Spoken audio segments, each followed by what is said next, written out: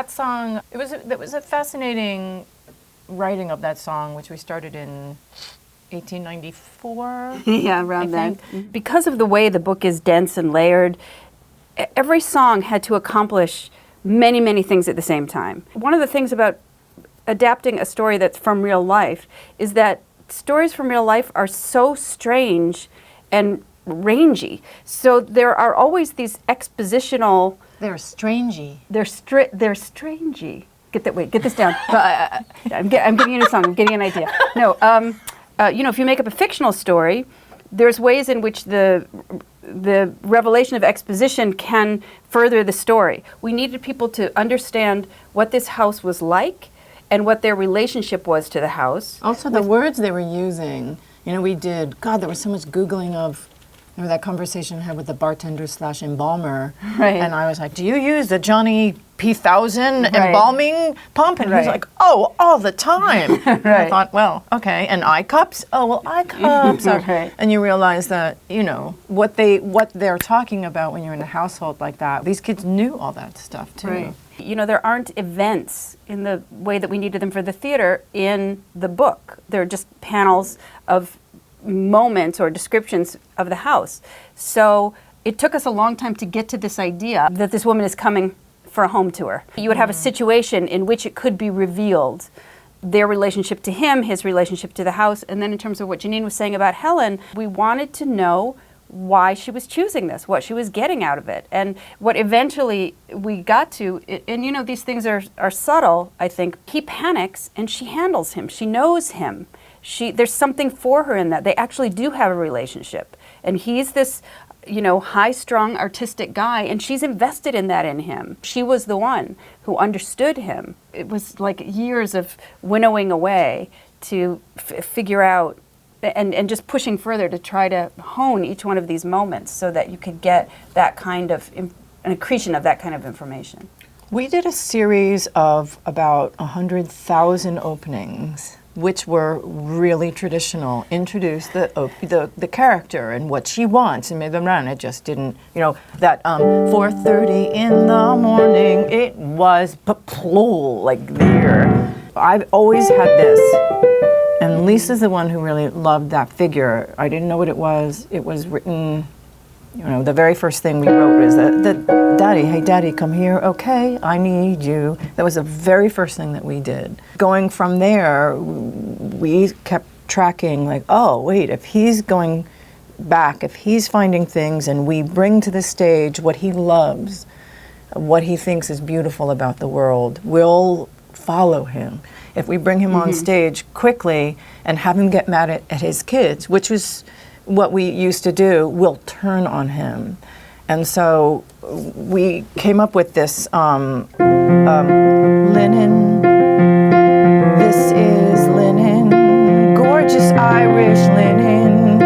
See how I can tell. I love how, and it's just like that to me is a romantic way of coming in. It also has a bit of a clock ticking, and you watch him find and discover things. And the way that Lisa's words are used, damask, it's such a beautiful and unusual word, and it also teaches the audience how to listen. You're going to be hearing some words, damask, the Chippendale, those kinds of chairs. You're going to be hearing words that this house uses, but the way it's presented is so romantically that he's in love with something. As he's going back and excavating, Beth is going back and pulling out that very object, and they're going back together. So when she says, it all comes back, it all comes back, it all comes back, there's me, and there's you, there's me, no, that's you, and there's me,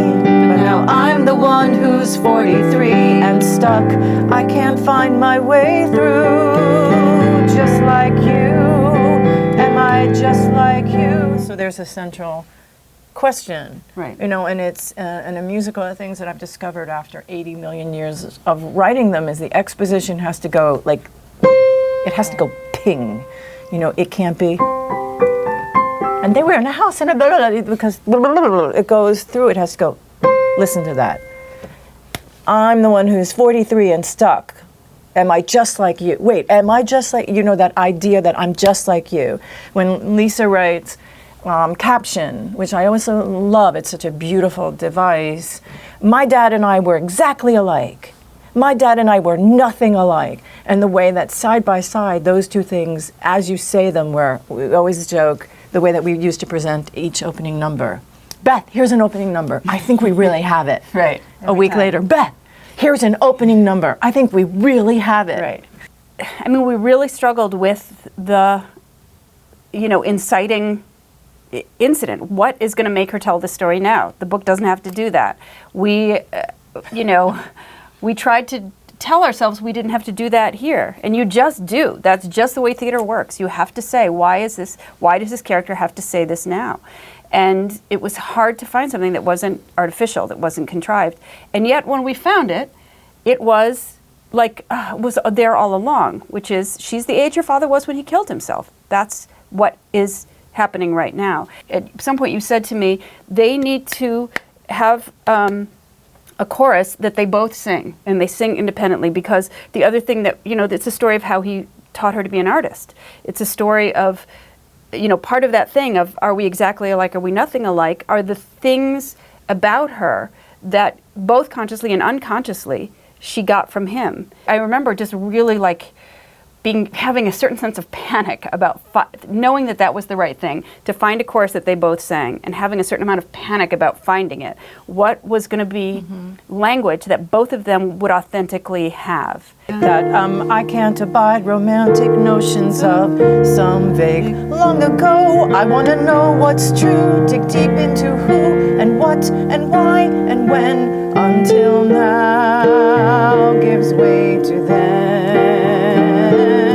They sing that exactly because she's doing the same thing. His love of that, and the portal in is through drawing. Again, something that was so hard to find, and when we realized it, it was like, oh my God, it was there all along. Of course, they're both looking at these objects from the past, and for both of them, they do something for them. They trigger some profound artistic engagement in both of them.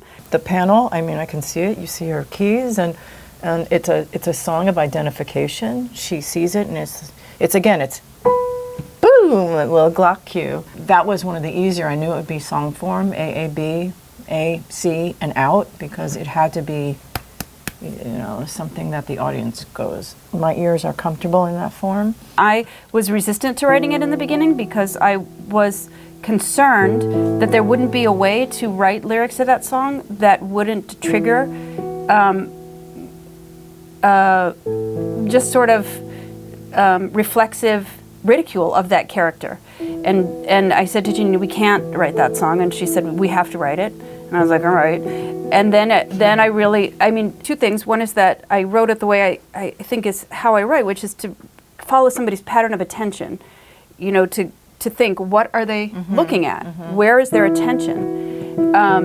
So I was following her attention. And then in terms of the words that I chose, I really, to the degree that I struggled with, I knew I couldn't say combat boots. I knew I couldn't say steel-toed boots. I knew I could picture what the boots were, and then I needed language that would fit that little girl's, if I looked at it through her eyes, and I do always picture being in that body and looking out through those eyes, and what is it that she's actually going to see, and then what is language that would come out of her mouth that's not going to trigger an association, a caricature. People will see that woman with fresh eyes, and yet they know exactly what they're seeing. And so what is lace-up boots, Sing some. Someone just came in the door, like no one I ever saw before. I feel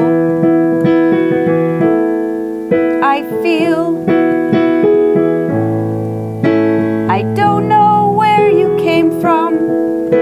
I wish I did. I feel so dumb. I feel your swagger and your bearing and the just right clothes you're wearing, your short hair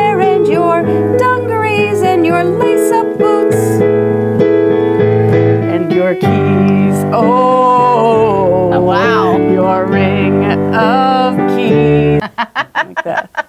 I realized that I had been asked this question several times, and I had been like, well, these are the reasons I thought it should be a musical. But I had never written a musical before, so I could have very easily been wrong. There's no reason that any of that thinking had, I had no reason to assume anything. I worked on it for about a year and sort of wrote a treatment for it, and then I didn't know Jeanine, but I knew her work, and I felt that she was the right and only person I could imagine working with on this. She sat down and she said, I can't imagine how this book can become a musical, and my heart just sank. And she said, and that's why I'm interested in it. And I was like, right, you're the shit. That's exactly what I thought you were going to be like. That's perfect. And then we just started. I mean, certainly everything that I thought was going to be a song, Jeanine was just like, and moving on.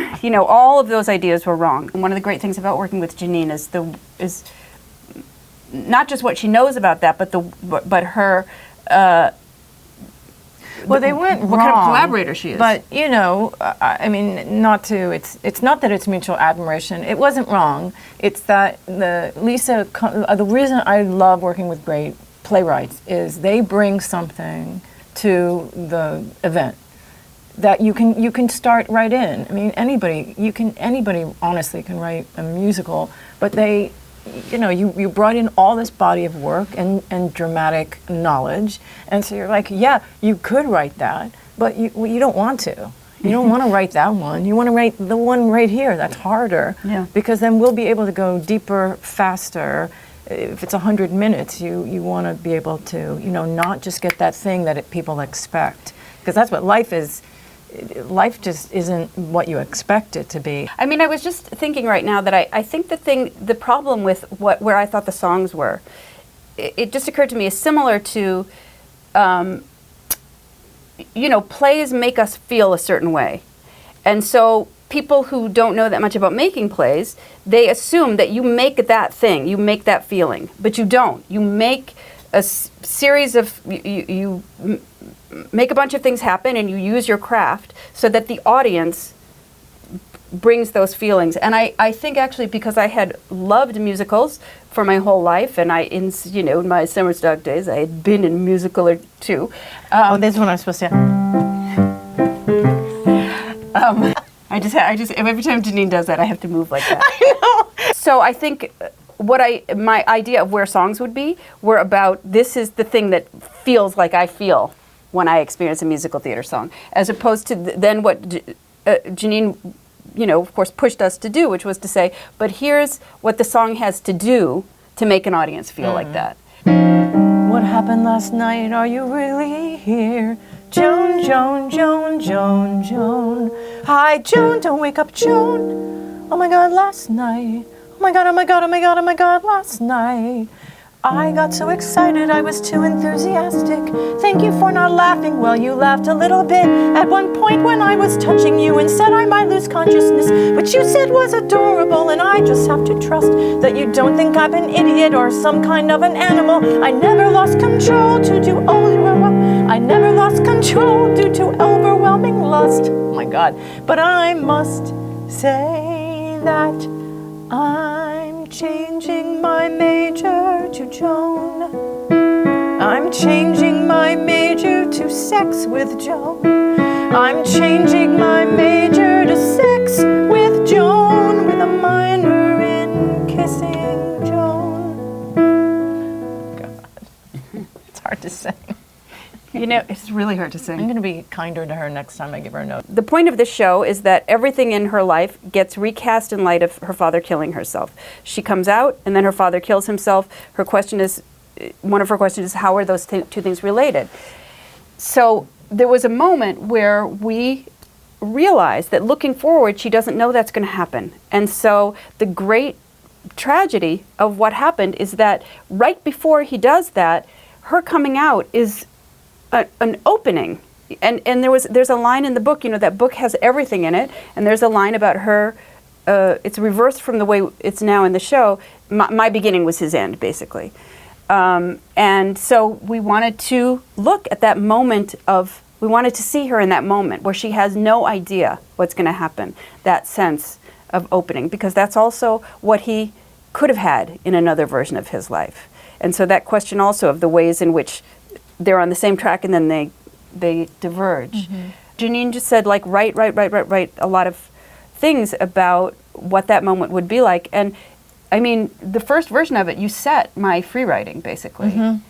Because Lisa, as an actor, what I love doing is say, just tell me, let me hear you do that. I can't act at all, so it's not helpful.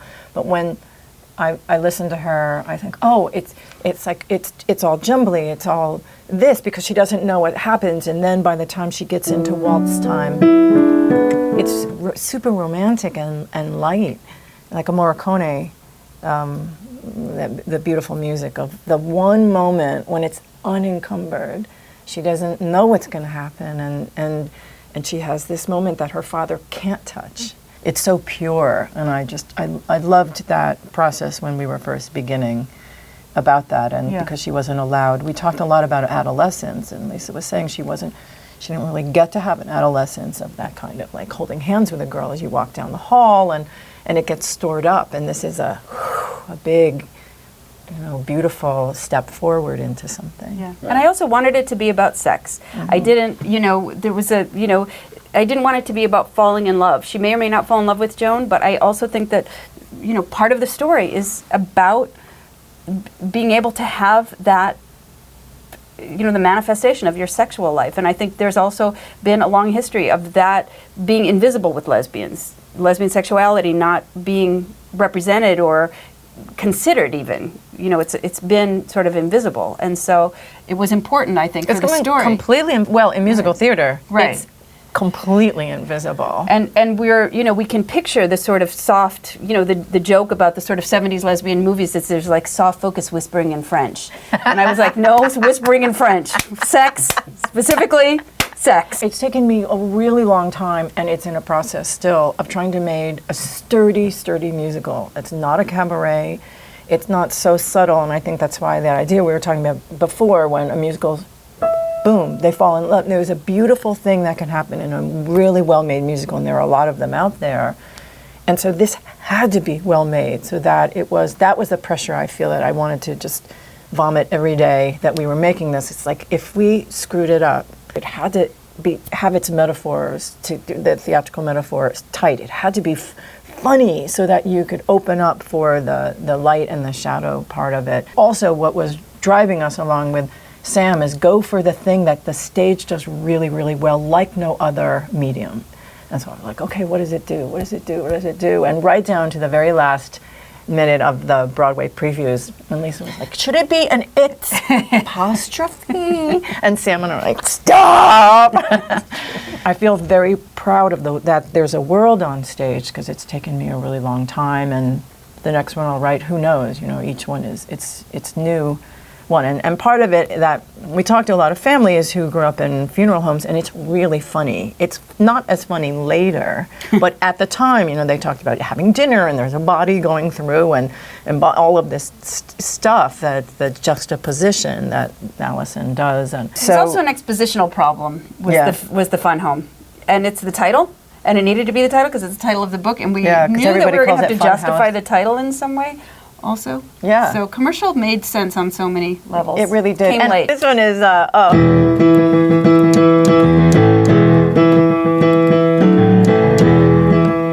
gonna have to sing this. Your uncle died.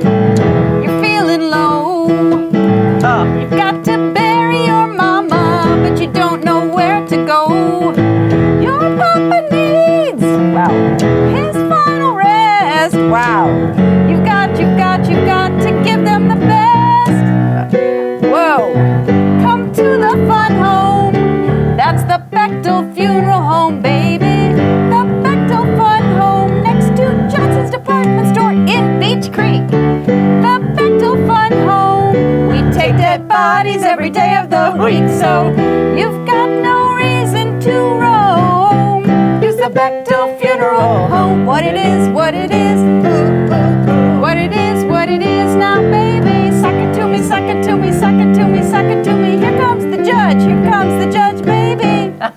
like that. Oh my God, I'm so glad we got Flip Wilson in there. I couldn't Totally. take it. Here come the Joe.